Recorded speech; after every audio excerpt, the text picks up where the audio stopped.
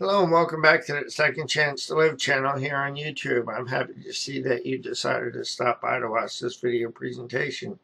Today's video presentation, I'm going to be sharing another article that I've written recently. To read the article, I'll put my glasses back on and bring up the article. I want to thank you for being here. You're an important part of my life, and you're always welcome here on Second Chance to Live, the Second Chance to Live channel here on YouTube, as well as at Second Chance to Live at secondchancetolive.org. Here's the article, Living with an Invisible Disability, a Consequence of Denying My Reality, Part 1, Revisited. Hello and welcome back to Second Chance to Live. In August of 2007, I wrote and published this article on Second Chance to Live. I feel led to republish the article on Second Chance to Live at this time. As an individual who is living with an invisible disability, I need to accept myself in my reality. In my experience, I need to remember the consequences of denying my reality so that I do not start fighting against myself again. I need to be aware and accept my reality so that I do not start practicing limiting behaviors. Here's the article, Having an Invisible Disability, the Consequences of Denying Reality, Part 1. Welcome back to Second Chance to Live, my friends. I'm happy to see that you decided to stop by to visit with me. I've been thinking about a reality. Today is the first day of the rest of our lives. We get to choose how to spend and use our time. I am reminded that I am powerless over people, places, and things. However, I'm not powerless over my attitude. My attitude and the perspectives I choose to maintain determine how I experience my life. I have found that when I believe that I am a victim of my circumstances, I feel helpless.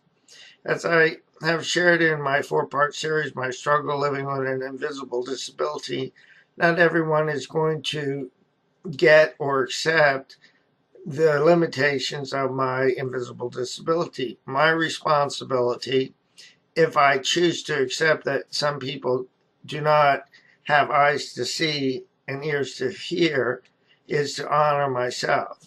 So my responsibility ultimately is to honor myself.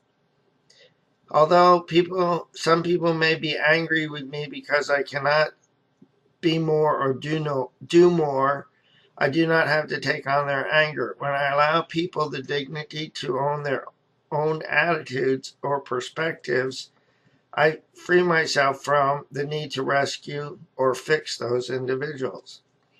I do not need to fix them or make them okay with me so that they will not be angry with me. Through my experience, I have learned that when I attempt to fix anyone so that they will not be angry with me in order that we can be okay so that I can be okay, I live in a state of panic and dread. Through my recovery process, I found a title for this dynamic: Toxic Shame-Based Codependency. Toxic shame-based codependency creates lose-lose outcomes. Many times when toxic shame-based codependency is being practiced, double messages are given. Manipulation occurs as these double messages create inconsistency and emotional hostage-taking. Behaviors which convey messages such as come close, go away, incite the fear of physical and emotional abandonment.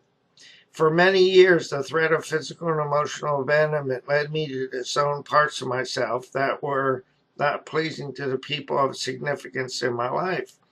In my attempts to reduce the threat of emotional abandonment, I developed a false self. Unconsciously, I was conditioned to disown whatever did not please the love objects in my life. Consequently, I had no idea who I was, what I liked, or what I wanted in and from life. Through the course of reaching my emotional bottom, I came to realize that I desperately needed to stop doing the dance to prevent people from being angry with me. In my experience, in order to have an empowered life, I had to get off of the merry-go-round of denial. I had to stop attempting to people please and approval seek so that people would not be angry with me. I had to let people be responsible for their anger when I did not measure up to their expectations for me. I had to learn to accept myself as a traumatic brain injury survivor, regardless of whether people of significance in my life could accept my reality. I had to learn how to live in my own skin and be at peace with myself. In my experience, well, this is the end of part one of the series. In my experience, I too have found this to be a process. Sometimes I'm better at doing this than other times.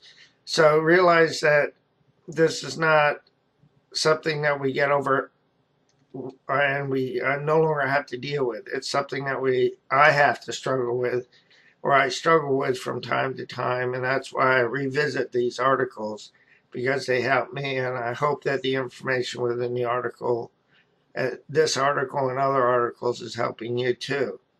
I believe that there's tremendous power in identification because we come out of isolation when we realize that we're not alone. We no longer feel so isolated because we realize that there are other people that struggle with similar things that we too struggle with. I'll say so long for now. Let me encourage you with this, my friend. Please do not give up on yourself, a loving God, or your process, because more will be revealed to you and to me in time. The pieces of the puzzle will come together in the correct order and at the right time.